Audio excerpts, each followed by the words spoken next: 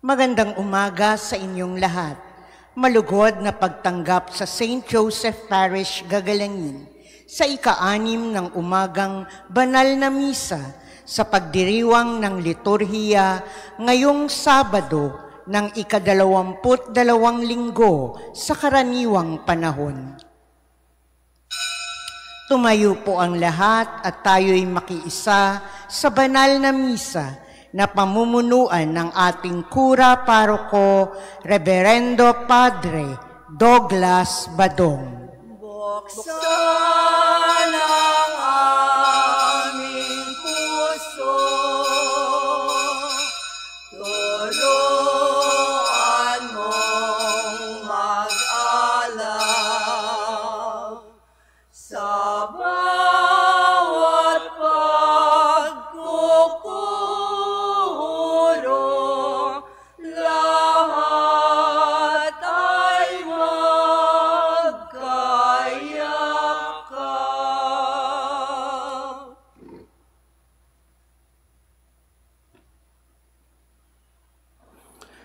Sa ngalan ng Ama at ng Anak at ng Espiritu Santo. Amen.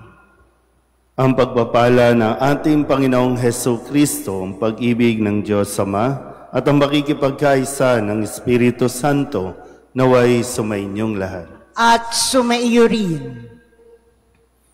Mga kapatid, aminin natin ang ating mga kasalanan upang tayo'y maging marapat gumanap sa banal na pagdiriwang. Inaamin ko sa makapangyarihang Diyos at sa inyo, mga kapatid, na lubha akong nagkasala sa isip, sa salita at sa gawa, at sa aking pagkukulang. Kaya isinasamo ko sa mahal na Birheng Maria, sa lahat ng mga anghel at mga banal, at sa inyo, mga kapatid, na ako'y panalangin sa Panginoong ating Diyos. Kaawaan tayo ng makapangyarihang Diyos, patawarin tayo sa ating mga kasalanan at patnubayan tayo sa buhay na walang hanggan. Amen. Panginoon, kaawaan mo kami. Panginoon, kaawaan mo kami. Kristo, kaawaan mo kami. Kristo, kaawaan mo kami. Panginoon, kaawaan mo kami. Panginoon, kaawaan mo kami. Manalangin tayo. Ama naming makapangyarihan, tanang pinakamabuti iyong tinataglay. Gawin mong sa aming kaloob ay manuot ang pag-ibig sa iyong ngalang dakila at bantog, upang sa pagunlad ng aming pagsunod sa pananampalatayang iyong ipinagkaloob, mapagyaman mo ang kabutihang iyong inihandog, at ang iyong pinagyaman ay mapanatili mong lubos sa iyong pagsubaybay sa amin at pagkupkom, sa pamamagitan ni Jesucristo, kasama ng Espiritu Santo, magpasawalang hanggan. Amen.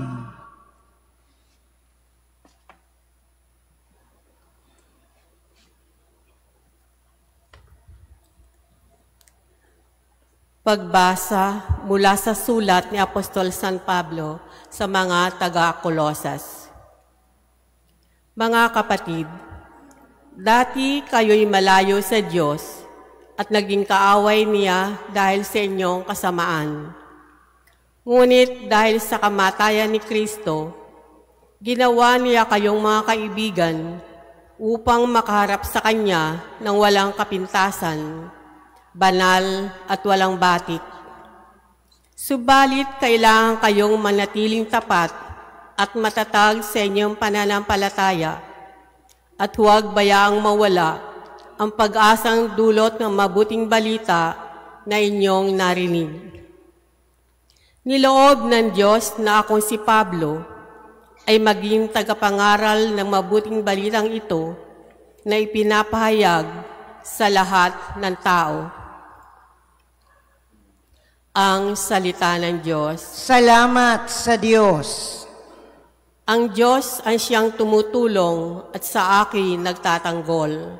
Ang Diyos ang sa akin tumutulong at sa akin nagtatanggol. Makapangyarihang Diyos, ako ay iligtas. Ipagsanggalang mo niyong iyong lakas Dinggin mo, O Diyos, itong iyong anak, sa aking dalangin ngayoy binibigkas. Ang Diyos ang siyang tumutulong at sa akin nagtatanggol. Batid kong ang Diyos ang aking katulong, tagapagsanggalang ko ang Panginoon. Buong galak naman akong maghahandog ng pasasalamat sa Panginoon Diyos, dahilan sa kanyang mabuting kaloob. Ang Diyos ang siyang tumutulong at sa akin nagtatanggol. Tatayo na po ang lahat.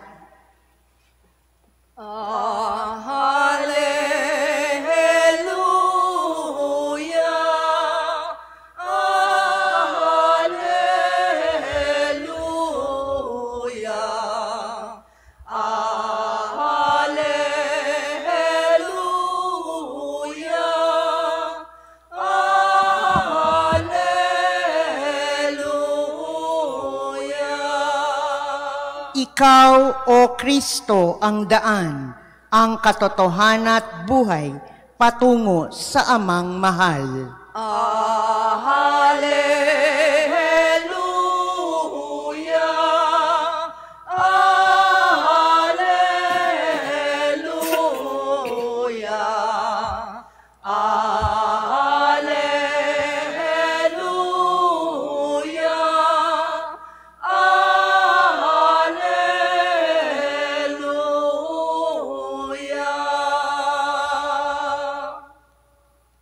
Sumainyo ang Panginoon. At sumaiyo rin. Ang mabuting balita ng Panginoon ayon kay San Lucas. Papuri sa iyo, Panginoon. Isang araw ng pamamahinga, naparaan sina Jesus sa triguhan. Ang kanyang mga alagad ay nangitil ng uhay at kanilang kinain ng mga butil, matapos ligisin sa kanilang mga kamay. Bakit ninyo ginagawa sa araw ng pamamahinga ang ipinagbabawal ng kautusan? Tanong ng ilang Pariseo. Sinagot sila ni Jesus, hindi ba ninyo nabasa ang ginawa ni David nang magutom siya at ang kanyang mga kasama? Pumasok siya sa bahay ng Panginoon, kumuha ng tinapay na handog sa Diyos at kumain nito. Binigyan pa niya ang kanyang mga kasama, bagamat ayon sa kautusan, ang mga saserdote lamang ang may karapatang kumain niyon. At sinabi pa niya sa kanila, ang araw ng pamamahinga ay nasa ilalim ng kapangyarihan ng Anak ng Tao. Ang mabuting balita ng Panginoon. Pinupuri ka namin, Panginoong Hesukristo. Isang magandang umaga po sa inyong lahat. Ngayon po ay Sabado ng ika-22 linggo sa karaniwang panahon. Isang linggo na naman ang lumipas at sa dami ng atin po mga naranasan, narinig, at mga natunghayan sa linggong ito, nawa ay patuloy na isapuso natin, isaisip ang mga salita na ibinibigay sa atin ng ating Panginoong Hesukristo. Muli, pinagkakadiinan ko po na hindi lang tayo basta magsisimba, hindi lang tayo basta magko-comply sa panawagan na dapat nagsisimba, kundi lalo tigit yung atin pong pinakikinggan ang mga salita na ipinapahayag sa atin. At ito yung dapat nating tinatandaan. Ito yung dapat nating laging inaalala o iniisip. Kaya atin po muling balikan ang ilan sa mga pangyayari sa ating Ebanghelyo na nawa ay matutunan din natin ang mga halimbawa na ginawa ni Jesus o ipinakita ni Jesus. Noong Lunes, sa karanasan ni Kristo, nang siya ay hindi tanggapin sa kanyang sariling bayan at matapos na kanyang ipaliwanag na ang lahat ay nangyari na, nasa kanilang harapan na, at ito ay kaniyang hindi nila matanggap kung kaya't ninais nilang ihulog sa bangin si Jesus. Doon mismo, no, sa kanyang sariling bayan. Pero ang ginawa ni Jesus, dumaan siya sa kalagitnaan nila at umalis. Yun yung pinaka, kumbaga the best way na gawin yung kung may ayaw sa iyo sa isang lugar o mismo kung saan man, umalis ka ng tahimik, umalis ka ng, kumbaga, pumunta ka doon sa lugar na kung saan ka kikilalanin o tatanggapin. Kung kaya, kabaliktarin na naman, nung Martes, matapos siyang mangaral sa sinagoga, sa ibang lugar, doon ay mayroong mga sinasaniban na masamang espiritu at ito'y nag-iingay at ipinagsisigawan nung masamang espiritu kung sino siya. Pero ang ginawa ni Jesus, pinagwikaan ito ni Jesus at sinabing, tumahimik ka, lumayas ka sa taong iyan. So muli, ang demonyo nasa loob din ng templo. Ang demonyo nasa loob din ng simbahan. So kung masyado na tayong maingay, kung masyado tayong nagsisigawan, masyado tayong nagsisitahan ng ating mga ginagawa, ingat-ingat tayo, baka may sapi na tayo nito. Dalawa lang naman yan, di ba? Ang ginagawa ng espiritu, ng masamang espiritu, either patatahimikin ka o paiingayin ka ng todo. At nung Miyerkules, maganda rin na maintindihan natin sa Panginoong Hesukristo o sa Panginoong Diyos, walang exclusivity. Kasi nung panahon na nang siya ay nanggagamot, nung pinagaling niya yung biyanan ni Simon, tapos lahat ng mga may sakit dinala sa kanya doon, ang gusto ng mga tao, manatili na lang siya doon. Pero ang sabi ni Kristo, dapat ko ring ipangaral sa ibang bayan ang mabuting balita tungkol sa paghahari ng Diyos. Nung Huwebes, sa kanyang pakikipagtagpo sa mga unang alagad, habang ang mga alagad na ito ay magdamag na walang huli, pero nung sabihan sila ni Jesus na ihulog muli ang lamban, doon sila nakahuli ng napakaraming isda. At nang matunghayan ito ni Simon Pedro, siya ay lumuhod kay Jesus, humingi ng kapatawaran, pero ang sabi ni Kristo, huwag kang matakot, mula ngayon, mamamalakaya ka ng mga tao. Mula sa pagiging mangingisda, mula sa panghuhuli ng isda, binibigyan ngayon ng panibagong misyon si Pedro para manghuli ng mga tao at ilapit kay Kristo. Kahapon, Biyernes, yung paalala sa atin, walang pumipiraso sa bagong damit upang itagpi sa luma. Minsan kailangan din talaga natin alam niyo yung mga aral o turo sa simbahan, minsan kailangan lang talaga natin common sense. Minsan puro common, walang sense. Mag-aaway-away tayo, wala namang sense yung pinag-aawayan natin. Gumagawa tayo ng mga activities, parang wala namang sense. Kasi kung dito pa lang sa sinabi ni Kristo, walang pumipiraso sa bagong damit para itapal sa lumang damit. Di ba kasyungahan yun? Yung bago, sisirain mo para itapal sa luma. Common sense, ha?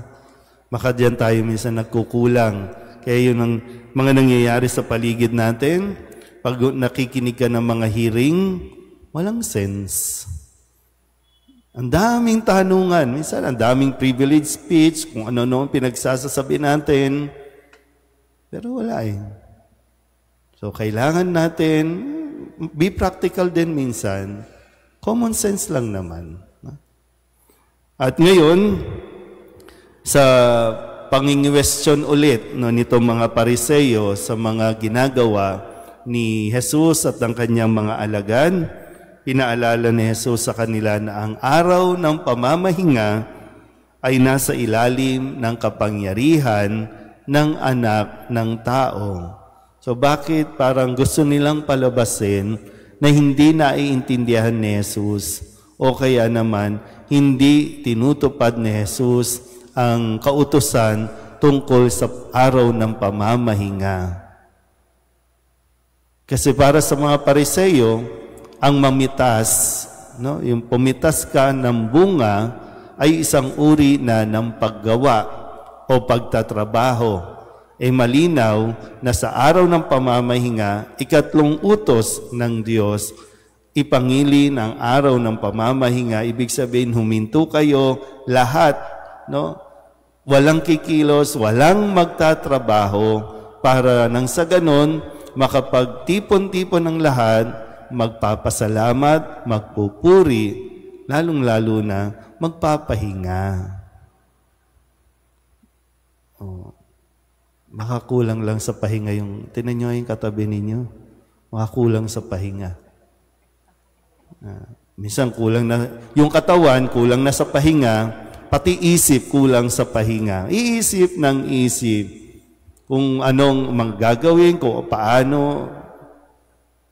Kalma lang. Kasi kapag ang isang tao kulang na sa pahinga, hindi matino mag-isip yan. Kapag ang isang tao kulang sa pahinga, mawawalan ng direksyon ang buhay niyan. Kaya huwag niyong pagurin masyado ang inyong katawan at isip. Kung pagod na, ay di magpahinga ka. Huwag mong i-deprive ang iyong sarili ng pahinga. Pahinga lang naman, hindi sinasabing talikuran mo ang iyong gawain. Kasi minsan kulang na yung mga taong kulang na sa pahinga, gawa ng gawa, pero ngawa rin ng ngawa. So anong dulot niyan? Anong ikabubuti niyan? Nandiyan lang naman yan. Inis ka na pagod ka na sa paglalaba, di bitawan mo muna yung paglalaba. Mamaya, pag okay ka na, di laban mo na ulit. Ngayon, kung ayaw nyo na naglalaba, di bumili ng disposable, plato, minsan sa loob ng bahay, ang ingay-ingay, di ba? Kasi ayaw magpahinga. Pahinga lang ang kailangan. Kaya nga, kung paanong sinabi ni Kristo na ang araw ng pamamahinga nasa ilalim ng kapangyarihan ng anak ng tao. So tayo din, nasa atin din yung kapangyarihan. Anong gagawin mo sa araw ng pamamahinga? Magpapahinga ka ba o magpapagod ka pa rin? Tapos pag nagkasakit na, kasi kulang ka sa pahinga, O Lord, pinaparusahan mo ba ako? Paano tayong paparusahan ng Diyos? Naglaan nga siya ng isang araw para magpahinga ka. Hindi mo ginagawa. So, anong gagawin natin ito? Ikaw ang may control sa araw ng pamamahinga. Kung magtatrabaho ka pa rin, nasa sayo, sige. Pero may araw ng pamamahinga. Kaya minsan kahit linggo, di ba? Maraming Katoliko na sabing, pag araw ng linggo, naku, magpapahinga na lang ako. Ang intensyon ng pagpapahinga natin, lumapit tayo sa Diyos, magpahinga tayo sa Diyos. Magpahinga, kaya nga hininga, magpahinga. Kasi kulang na tayo ng energy, nababawasan, nalolobat tayo. So kailangan natin ng pahinga. Kailangan mag-recharge. Pero nasa sa inyo pa rin, ha? Ayaw niyong magkasakit, magpahinga kayo. Pero kung trip niyong magkasakit, sige. Ikasisira din naman ang katawan, kahit nga mga machine, kahit nga gadget. Pag hindi mo pinagpahinga, masisira agad yan. So, ganun din sa tao. Kapag isang tao, walang pahinga o kulang sa pahinga, magkakasakit ka rin. Magastos po, magkasakit. Wala tayong magandang healthcare dito sa Pilipinas. Wala tayong, lahat ba kayo, insured? Pero sana po, sa araw na ito, mapagnilayan natin mabuti ang kahalagahan ng araw na pamamahinga na sinasabi sa atin ni Kristo. Amen?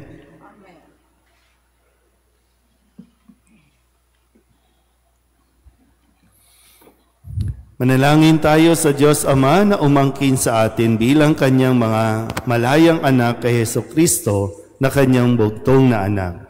Ang ating pong itutugon, Panginoon, dinggin mo ang aming panalangin. Panginoon, dinggin mo ang aming panalangin.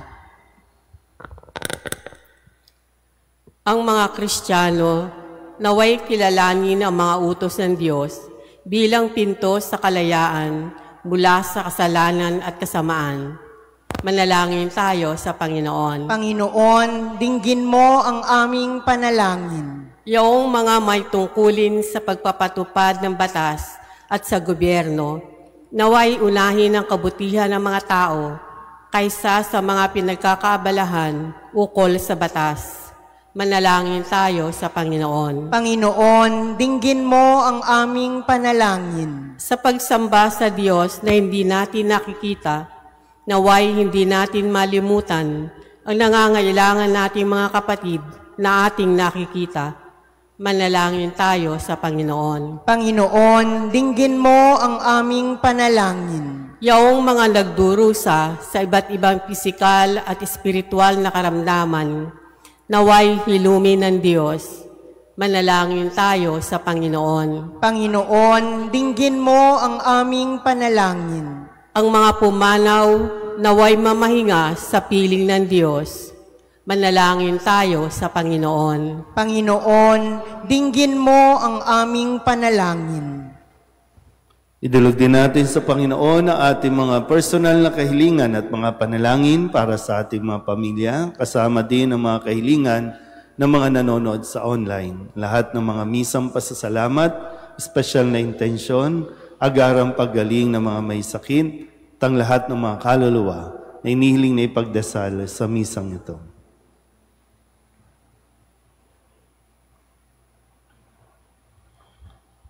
Ang lahat ng ito ay inihiling namin sa ngalan ni Kristo, ang aming Panginoon. Amen. Ikaw, Jesus, ang tinapay ng buhay binasbasan, hinatit inialay.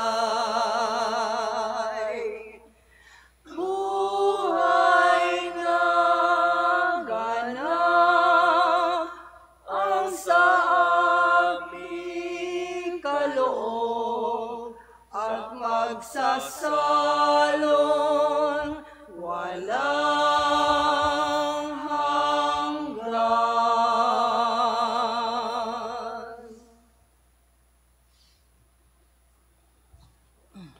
Manalangin kayo mga kapatid upang paghahain natin ni kalugdan ng Diyos Amang makapangyarihan. Tanggapin nawa ng Panginoon itong paghahain sa iyong mga kamay, sa kapurihan niya at karangalan, sa ating kapakinabangan, at sa buong sambayanan niyang banal. Ama naming lumikha, ang banal na paghahain ay lagi nawang magdulot ng iyong pagbabasbas na sa amin tumutubos, upang ang ginaganap mo sa aming pagdiriwang ay maging lubos na pagkakaloob ng iyong pagmamahal sa pamamagitan ni Jesucristo, kasama ng Espiritu Santo, magpasawalang hanggan. Amen. Sumainyo ang Panginoon. At sumaiyo rin. Itaas sa Diyos ang inyong puso at diwa. Itinaas na namin sa Panginoon. Pasalamatan natin ang Panginoong ating Diyos. Marapat na siya'y pasalamatan. Ama naming makapangyarihan, tunay ngang marapat na ikaw ay aming pasalamatan.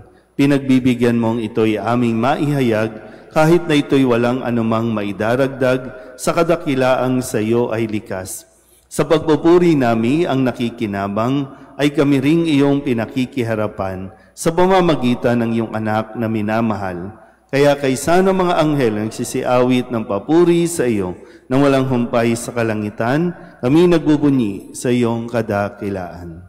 Santo, Santo, Santo, Panginoong Diyos ng mga hukbo, napupuno ang langit at lupa ng kadakilaan mo, o sana sa kaitaasan, pinagpala ang naparirito sa ngalan ng Panginoon, o sana sa kaitaasan.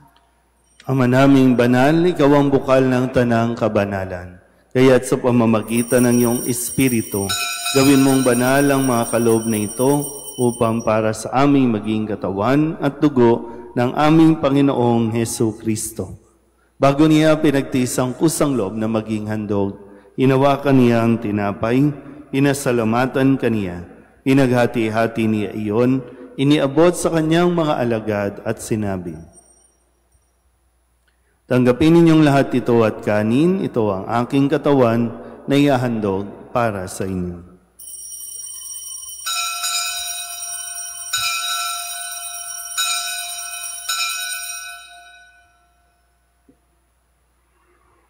Gayun din naman nang matapos ang hapunan, inawakan niya ang kalis, muli kaniyang pinasalamatan. Iniabot niya ang kalis sa kanyang mga alagad at sinabi, "Tanggapin ninyong lahat ito at inumin. Ito ang kalis ng aking dugo ng bago at walang hanggang tipan. Ang aking dugo na ibubuhos para sa inyo at para sa lahat sa ikapagpapatawad ng mga kasalanan. Gawin ninyo ito sa pag-alaala sa akin."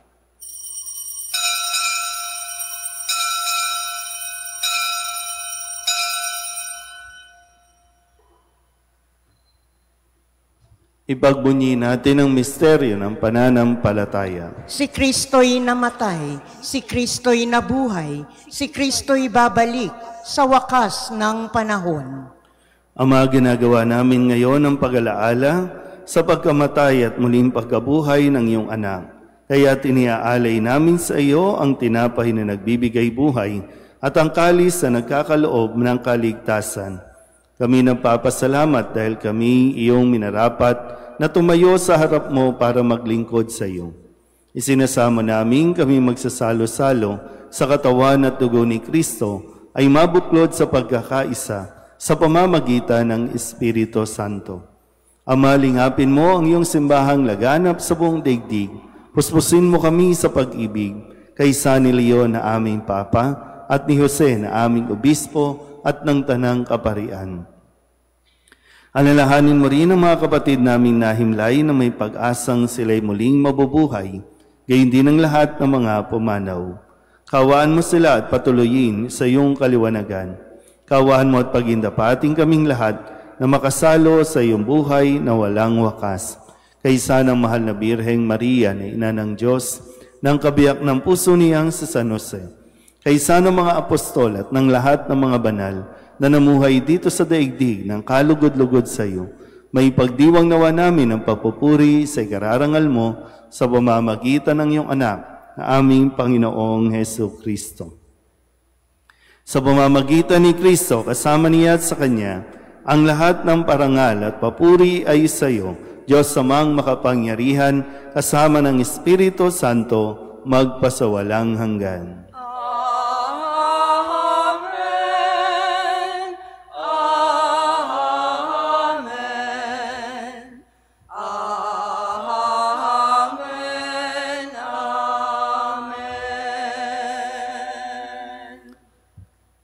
Sa tagubilin ng mga nakagagaling na utos at turo ni Jesus sa Panginoon natin na Diyos, ipahayag natin ang lakas loob. Ama namin, sumasalangit ka, sambahin ang ngalan mo, mapasa amin ang kaharian mo, sundin ang loob mo dito sa lupa para nang sa langit. Bigyan mo kami ngayon ng aming kakanin sa araw-araw at patawarin mo kami sa aming mga sala para ng pagpapatawad namin sa nagkakasala sa amin. At huwag mo kaming ipahintulot sa tukso at iadya mo kami sa lahat ng masama. Hinihiling namin kami iadya sa lahat ng masama, pagkalooban ng kapayapaan araw-araw, iligtas sa kasalanan at ilayo sa lahat ng kapahamakan, samantalang aming pinananabikan ang dakilang araw ng pagpapahayag ng tagapagligtas naming si Jesucristo. Sapagkat iyo ang kaharian at ang kapangyarihan at ang kapurihan, magpakailanman. Amen. Panginoong Jesucristo, sinabi mo sa iyong mga apostol, kapayapaan ang iniiwan ko sa inyo, ang aking kapayapaan ang binibigay ko sa inyo. Tunghayan mo ang aming pananampalataya at huwag ang aming mga pagkakasala. Pagkalooban mo kami ng kapayapaan at pagkakaisa ayon sa iyong kalooban, kasama ng Espiritu Santo, magpasawalang hanggan. Amen. Ang kapayapaan ng Panginoon ay laging sumainyo. At sumaiyo rin. Magbigayan po tayo ng kapayapaan sa isa't isa.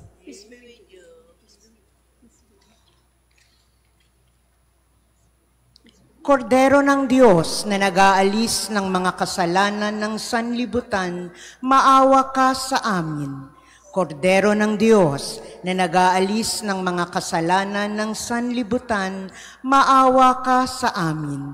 Kordero ng Diyos na nag-aalis ng mga kasalanan ng sanlibutan, ipagkaloob mo sa amin ang kapayapaan. Ito ang kordero ng Diyos. Ito ang nag-aalis ng kasalanan ng sanlibutan. Mapalad ang mga inaanyayahan sa kanyang piging. Panginoon, hindi ako karapat-dapat na magpatuloy sa iyo, ngunit sa isang salita mo lamang ay gagaling na ako.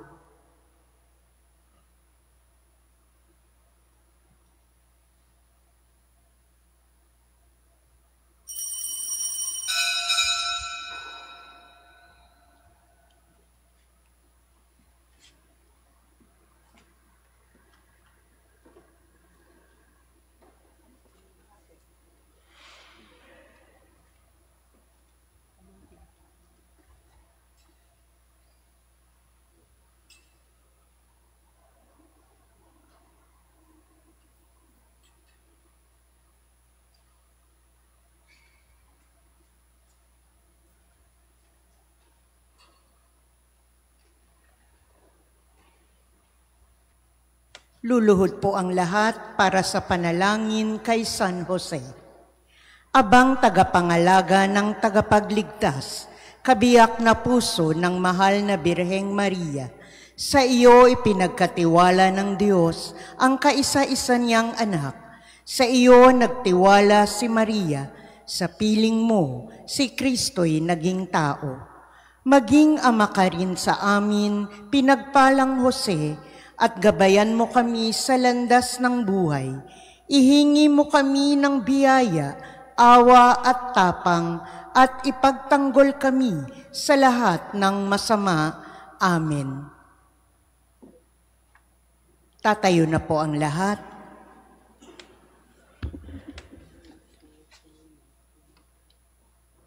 Manalangin tayo. Ama naming mapagmahal, kaming nagsalo-salo sa pagkain mong bigay, ay humihiling ng lakas mong inilalaan upang ang kagandahang loob namin madagdagan sa paglilingkod namin sa iyong kadakilaan na nagpapaalab sa pag-ibig namin sa kapwa-tao. Sa pamamagitan ni Jesucristo kasama ng Espiritu Santo, magpasawalang hanggan. Amen. Kung wala po kayong lakad, inaanyayahan ko po kayo na makiisa sa pagbabasbas po ng ating renovated sacristy. Minor renovation lang naman po, no? At ang pagbubukas muli ng ating pahalik sa ating patrong si San Jose.